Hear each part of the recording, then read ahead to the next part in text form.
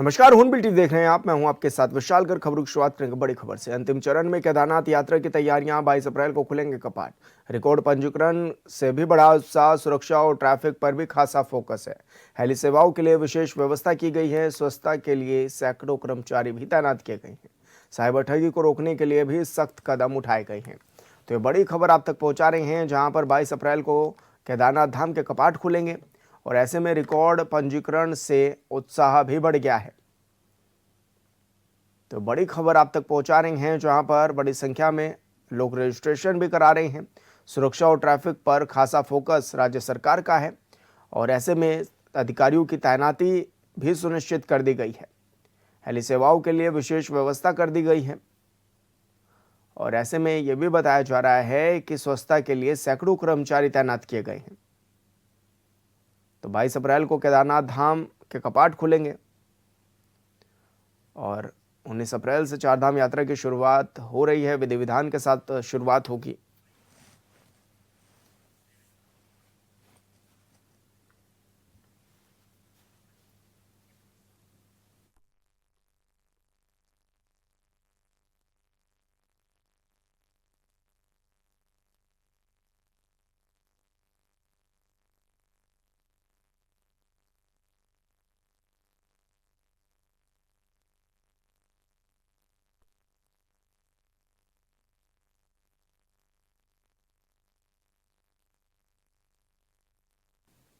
नैनीताल में मुख्यमंत्री पुष्कर सिंह धामी ने ड्रग फ्री उत्तराखंड के लिए अवेयरनेस रन कार्यक्रम में हिस्सा लिया है। इस मौके पर उन्होंने कहा है कि हमारी बहनें और बेटियां बड़ी संख्या में यहां आई हैं। ये बात का प्रमाण है कि हमारा हल्द्वानी नशे के खिलाफ एकजुट होकर खड़ा हो रहा है। उत्तराखंड अपनी आध्यात्मिक परंपरा, संस्कृति, मूल्यों और जवान युवा शक्ति के लिए पूरे देश में पहचाना जाता है। आज की ये दौड़ केवल एक शारीरिक व्यायाम नहीं है, बल्कि एक स्वस्थ, समृद्ध और नशे से मुक्त उत्तराखंड के संकल्प की गूंज भी है।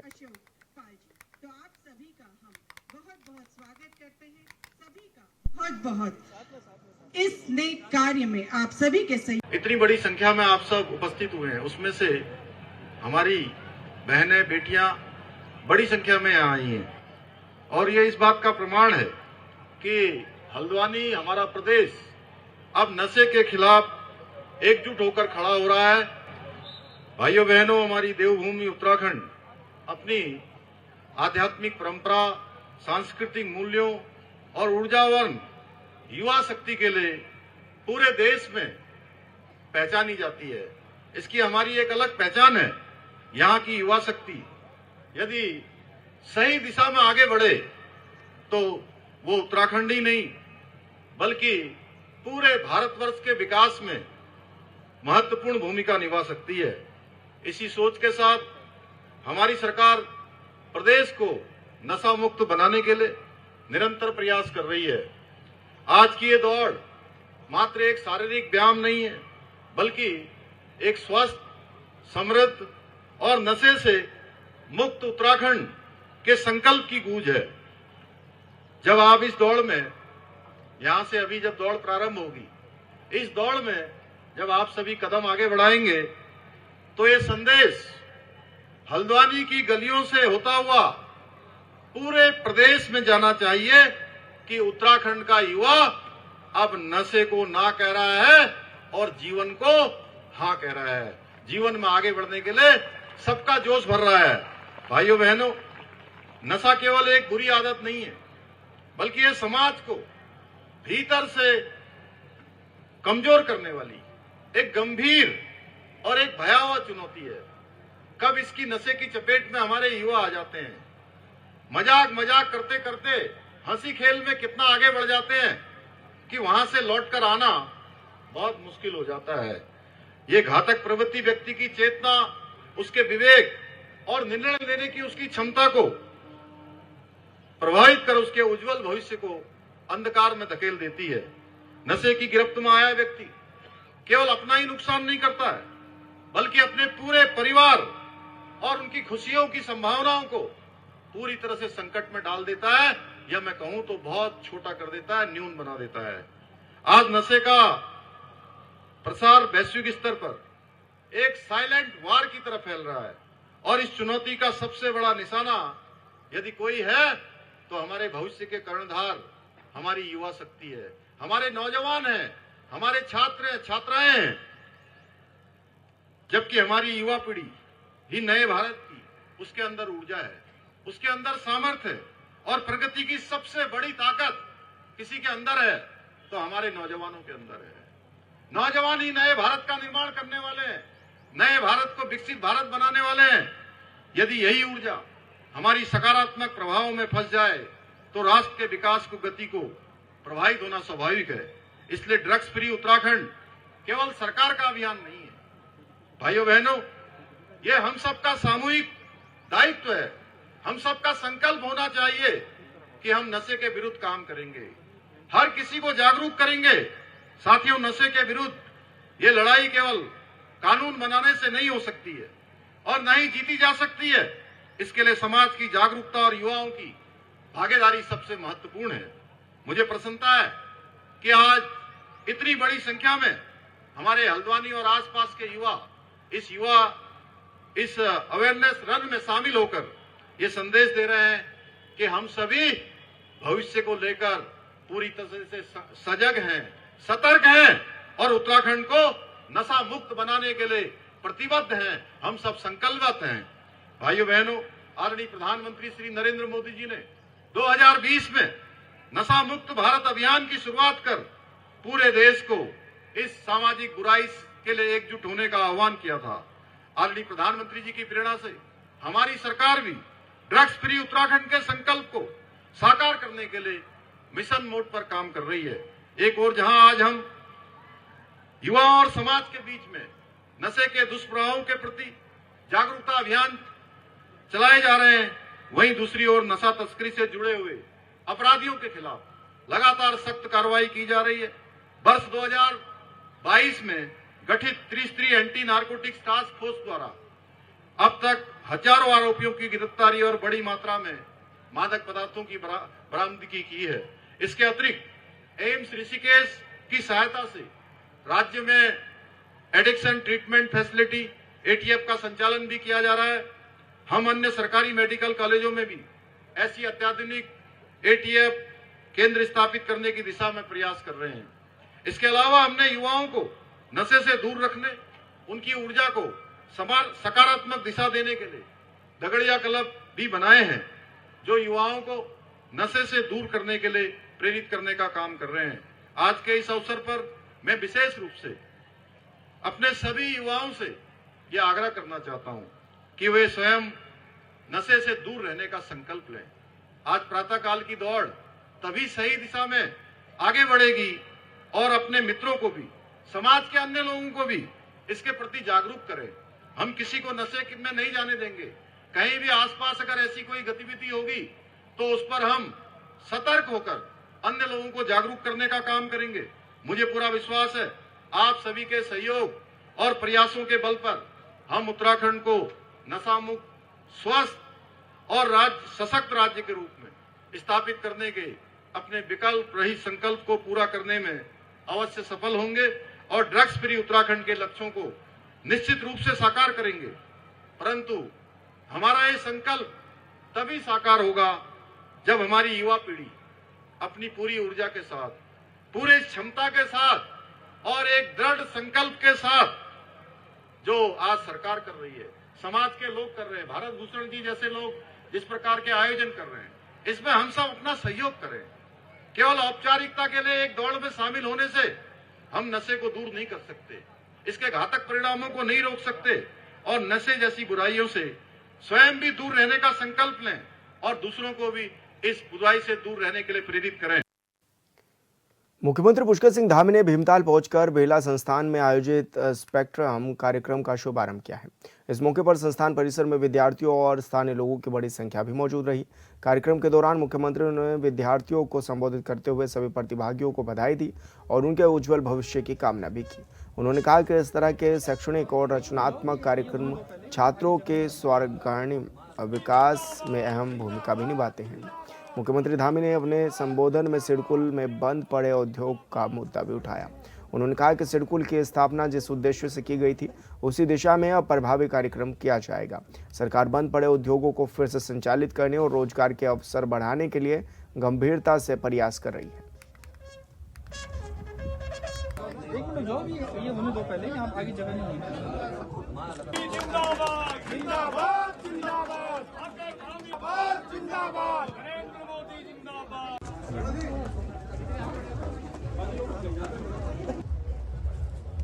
वार्षिक उत्सव है। मैं सभी बच्चों को, सभी विद्यार्थियों को अपनी तरफ से बहुत शुभकामनाएं देता हूँ, बहुत बधाई देता हूँ। ये इंस्टीट्यूट अपने आप में एक अलग प्रकार का एक मॉडल है और पूरे देश भर में, आज दुनिया भर में यहाँ से पढ़े हुए स्टूडेंट जा रहे हैं। आने वाले समय में ये मॉडल और प्रभावी बने और बच्चे यहाँ से निकलें। इसमें हमारी सरकार भी पूरी तरह से उनके साथ है और हर प्रकार से उनके उज्जवल भविष्य। सर, भीमताल में सिडकुल जो रोजगार के लिए स्थापित किया गया था, वर्तमान स्थिति ऐसी है कि लोगों ने लीज पे तो ली, लेकिन उसमें उद्योग स्थापित नहीं किए गए और कई उद्योग ऐसे हैं जो बंद हो गए हैं और सिडकुल की भूमि अभी बिल्कुल बंजर की तरफ पड़ी हुई है। हम इस दिशा में प्रयास करेंगे कि जो सिडकुल की स्थापना जिस उद्देश्य से की गई है, उस स्थापना के उद्देश्य को आगे बढ़ाएं। ब्रेक के बाद स्वागत है आपका। खबरों में आगे बढ़ेंगे। उत्तराखंड कांग्रेस के प्रदेश प्रभारी कुमारी शैलजा अपने 5 दिवसीय दौरे पर देहरादून पहुंची, जहां उन्होंने पार्टी कार्यकर्ताओं के साथ संवाद स्थापित किया है। इस दौरान मंच पर प्रदेश अध्यक्ष गणेश गोदिया, नेता प्रतिपक्ष यशपाल आर्य और उपनेता भुवन कापड़ी समेत कई वरिष्ठ नेता मौजूद रहे। कार्यक्रम में नेताओं ने एकजुटता का संदेश देते हुए आगामी चुनाव को लेकर रणनीति पर भी चर्चा की है। वहीं कुमारी शैलजा ने कार्यकर्ताओं से आह्वान किया है कि पार्टी को मजबूत बनाने के लिए सभी को मिलकर काम करना होगा।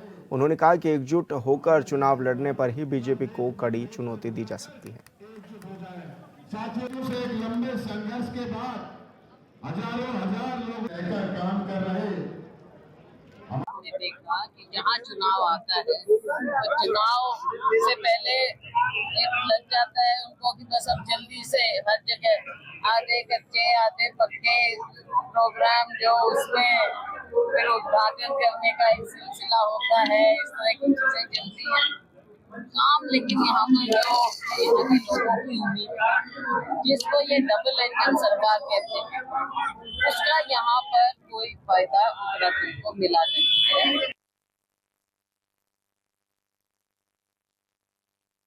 कांग्रेस प्रदेश प्रभारी कुमारी शैलजा मसूरी भी पहुंची, जहां पार्टी नेताओं ने प्रदेश प्रभारी के सामने आगामी चुनाव को लेकर शक्ति प्रदर्शन किया। वहीं कांग्रेस प्रदेश अध्यक्ष गणेश गोदिया ने कहा कि मौके पर जुटी भीड़ बता रही है कि प्रदेश में बदलाव होगा। हम जिस विधानसभा में जा रहे हैं, हर एक तरफ बदलाव का नजारा देखने को मिल रहा है और मसूरी उससे अछूता नहीं है।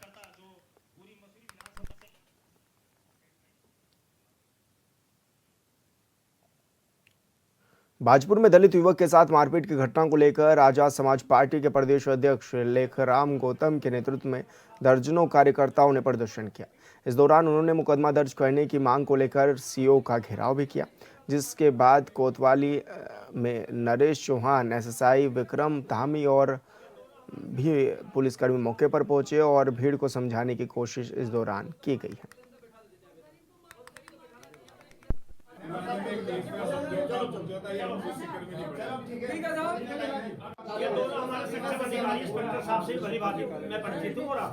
इसमें एक प्रकरण हुआ था जिसमें एक व्यक्ति है जिसका नाम अरविंद है, उसमें एक लड़ाई झगड़ा हुआ था। तो उनके द्वारा उनके भाई के द्वारा एक तहरीर दी गई थी थाने में, जिसमें उनके द्वारा बोला गया था कि उनके भाई के साथ विपक्षी पक्ष द्वारा मारपीट की गई है। इस संबंध में जांच प्रचलित है, जल्द से जल्द इसमें जो भी अग्रिम कार्रवाई होगी वो अमल में लाएगी। मैं धन्यवाद करता हूँ इस मीडिया बंधु का। मैं मीडिया बंधु से ये भी कहना चाहता हूँ कि जो दलित शोषित लोग हैं, जो पिट रहे हैं, इनके साथ अत्याचार हो रहा है और आप ही की सोशल मीडिया के माध्यम से ये वीडियो को जो है देश विदेश तक देख रहे हैं। और 8 तारीख की घटना है। 8 तारीख में एक तहरीर दी गई कोतवाली बाजपुर को और कोतवाली बाजपुर के द्वारा अभी तक उसमें मुकदमा पंजीकृत नहीं किया गया है। और कोतवाल साहब से मैं ये कहना चाहता हूँ कि मुकदमा तो पंजीकृत होगा और होकर रहेगा। ये दोनों हमारे शिक्षक अधिकारी इंस्पेक्टर साहब से भली बात मैं परिचित हूँ और आपसे भी उसको 5 मिनट के लिए अंदर बैठा देते जाए। और संवाददाता गुलबेज खान हमारे साथ फोन लाइन पर जुड़ गए हैं। गुलबेज, क्या कुछ जानकारी मिल रही है, किस तरह की मांग को लेकर इन्होंने घेराव भी किया है और क्या कुछ पुलिस से आश्वासन मिला है? जी, मैं आपको बता दूं कि ये एक घटना है। लगभग 8 अप्रैल को वार्ड नंबर 4 गांधीनगर निवासी अरविंद सागर के साथ एक मारपीट का मामला सामने आया था, जिसकी वीडियो भी सोशल मीडिया पे बड़ी तेजी के साथ वायरल हुई थी।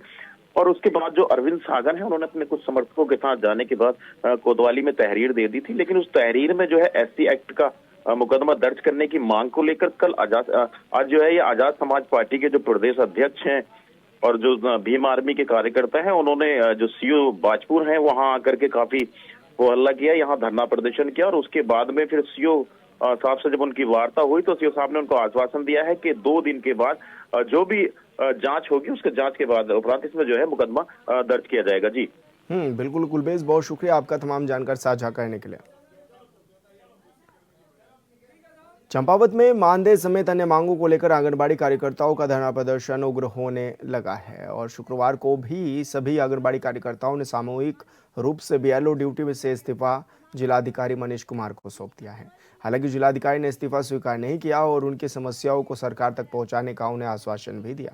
वहीं अब इस आंदोलन को तमाम संगठनों का समर्थन मिल रहा है। शनिवार को लोहाघाट के रामलीला मैदान में चल रहे धरने को लेकर भी जिला कांग्रेस अध्यक्ष चिराग फर्त्याल पहुंचे और कार्यकर्ताओं की समस्याओं को गंभीरता से भी उन्होंने भी सुना है।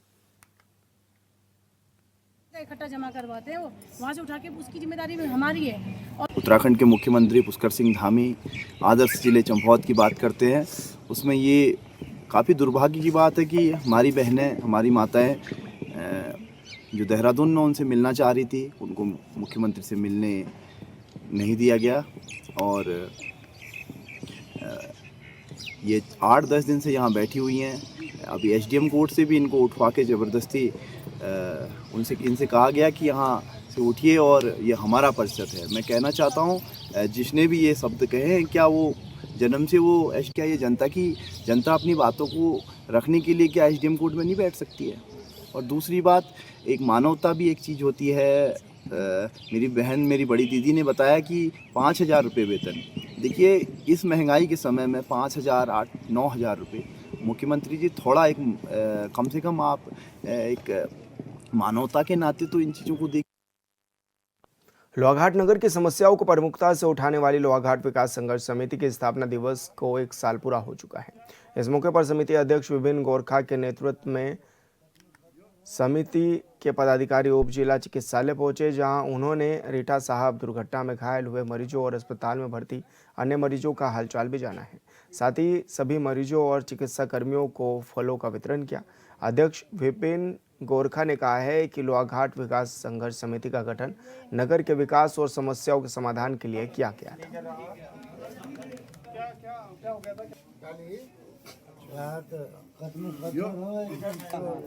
पहली बात तो आप सब लोगों का बहुत बहुत धन्यवाद और हमारी पूरी टीम का और ये जनता का, जो लोहाघाट के नगर क्षेत्र की जनता का, उनका भी बहुत बहुत धन्यवाद। हम लोगों ने एक रामला ग्राउंड में लोहाघाट विकास संघर्ष समिति का गठन किया था और गठन में हमने एक पॉजिटिव सोच लेकर चले थे कि हमने लोहाघाट के जन मुद्दों को उठाना है और उनको सफल बनाना है, क्योंकि हमने ये देखा है कि कहीं ना कहीं आज लोहाघाट के जो बड़े बड़े जन मुद्दे हैं, जो काम होने हैं, वो अभी तक नहीं हो पाए हैं, वैसे के जस के जस हैं। तो इसी को देखते हुए हम लोगों ने ये लोहाघाट विकास संघर्ष समिति का गठन किया और बहुत अच्छा हमें, आपको जैसे कि हमें पता है, हम लोगों ने लगातार बहुत सारे हमने मुद्दे उठाए और कुछ पे तो काम हुआ है, कुछ पे और काम होना है और हम ये लोहाघाट विकास संघर्ष समिति अपनी पूरी टीम के साथ, पूरे जोश और खरोश के साथ ऐसे लगे रहेगी। मैं सबको संरक्षक होने के नाते पूरी टीम को बहुत बहुत धन्यवाद देता हूँ, बधाई देता हूँ, धन्यवाद देता हूँ इस नगर के सारे सहयोगियों को जिन्होंने संघर्ष समिति का साथ दिया है। सबसे बड़ी बात यह है कि संघर्ष समिति में राजनीति का कोई पुट नहीं है। हर राजनीतिक दल के लोग इसमें सम्मिलित हैं और राजनीति से ऊपर उठकर यहाँ की समस्याओं के लिए संघर्ष में एकजुट हैं, इस बात की हमें खुशी है। और जिन जिन समस्याओं का यहाँ पर संघर्ष समिति ने समस्याओं के समाधान के मामले उठाए, उन पर कार्रवाइयाँ हुई हैं, कई काम पूरे भी हुए हैं, कई में काम चल रहा है और जो रह गए हैं उनके लिए संघर्ष समिति संघर्ष करती रहेगी और यहाँ के विकास में हमेशा अपना योगदान देते हैं। हमारे जो भी अस्पताल में मरीज थे और तीमारदार थे, उनमें जूस का वितरण किया गया, फल वितरण किए गए और जो भी हमारा युवा नेतृत्व है उनका बड़ा योगदान रहा, क्योंकि साल भर का लंबा टाइम था। और हमारा अब जो मुख्य उद्देश्य रहेगा वो लोहावती नदी को साफ करने का रहेगा, क्योंकि वो हमारी ऐतिहासिक चीज़ है और हम उसे बचपन से देखते आ रहे हैं और हम लोहावती नदी के लिए अब कार्य करने के लिए तैयार हैं। जिन उद्देश्यों को लेकर लोहाघाट संघर्ष समिति का गठन किया गया था वह समिति के द्वारा अच्छे ढंग से उसमें कार्य किया जा रहा है। लोहाघाट के जो भी जन सामान्य के मुद्दे हैं, चाहे विकास संबंधी मुद्दे हो या जो भी मुद्दों को हमने धरना प्रदर्शन के माध्यम से सरकार को हमेशा सचेत किया है और आने वाले वर्षों में भी हम लोहाघाट की जो भी समस्या होंगी उन समस्याओं के लिए हम यहाँ पर संघर्ष करेंगे और हम लोहाघाट शहर के साथ ही पूरे क्षेत्र की जनता से निवेदन करते हैं कि आपके जो भी जनहित के मुद्दे हैं वह संघर्ष समिति के माध्यम से संघर्ष समिति को देने का कष्ट करें। संघर्ष समिति के माध्यम से उसको उठाया जाएगा। अल्मोड़ा में 13 अप्रैल से प्रसिद्ध ऐतिहासिक मेले का शुभारंभ होने वाला है, जिसमें हजारों लोग शामिल होंगे। लेकिन मेला शुरू होने से पहले पेयजल व्यवस्था को लेकर सवाल उठ रहे हैं, क्योंकि पानी टंकी का गेट वाल्व 4 दिनों से खराब है और हजारों लीटर पानी की बर्बादी इस दौरान हो रही है।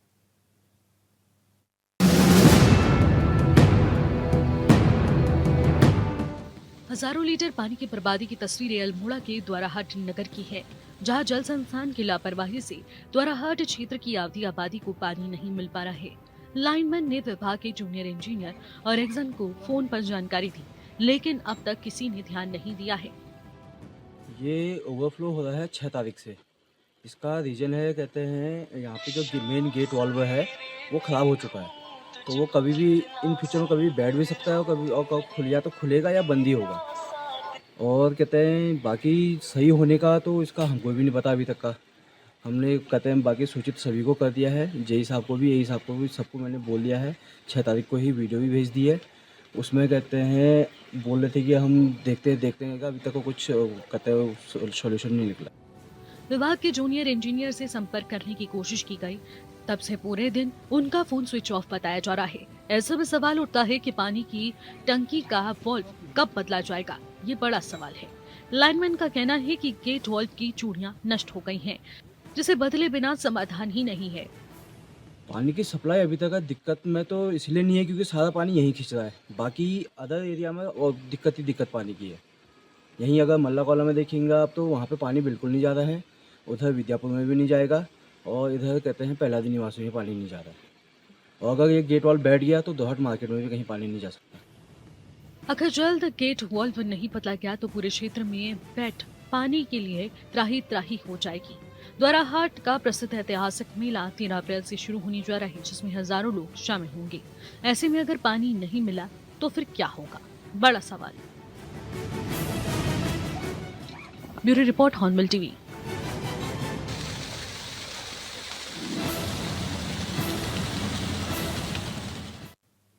और फिलहाल इस बुलेटिन में इतना ही। आप देखते रहिए हॉर्नबिल टीवी। नमस्कार।